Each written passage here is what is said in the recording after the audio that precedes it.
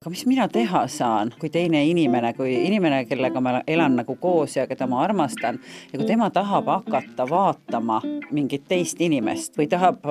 mingit muud asja, mida mina siis tõenäoliselt ei suuda pakkuda või? Kuidas see nagu, ma ei saa nagu aru sellest loogikast, et kuidas see võib olla minu probleem, et kui tema tahab midagi muud teha, siis ole hea, mine ja tee, on ju. Ma ei saa ju sind nagu tagasi hoida. Ja nüüd saan mina praegu ka sellest aru. Praegu 50+ olen ma ka aru saanud sellest. Aga kunagi ma mõtlesin, et kui ma ikka piisavalt palju näitan, et mulle on haiget tehtud ja ma olen solvunud ja ma nutan ja ma ikkagi ütlen, et ma armastan sind, et siis ta mõtleb ümber. Ma mäletan, meil on ka aastaid ju oleme seda teemat arutanud ikka siin sõbrannadega ja ma nii hästi mäletan, et ükskord üks sõbrants nagu proovis mu käest nagu välja pressida, et sa ikka natukene ju, sul ikka peab ju nagu olema, et mäletan, ta ütles mulle, et aga mõtle, et kui su mees, mul olid veel lapsed, olid siis väiksed ja abielus ja kõik ja et kui su mees nüüd,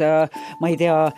leiab kuskilt, ta veel ütles mulle, et leiab kuskilt, ma ei tea, Aasiast endale mingi naise ja hakkab siis nagu temaga elama, et kas see siis ka ei ole armukade või? Ütlesin, et nagu ei ole, et jumal hoidku, et kui see tema nagu õnnelikuks teeb ja see on see, mida tema nagu tahab, mida saan mina teha nagu selle jaoks, et tõenäoliselt mul oleks võib-olla valus ja ma oleks võib-olla nagu pettunud või niimoodi, et aga nagu armukadedus sellisena, ma ei suuda nagu ette kujutada, et ma oleks, eks ma ju see teine inimene ei ole ju minu oma.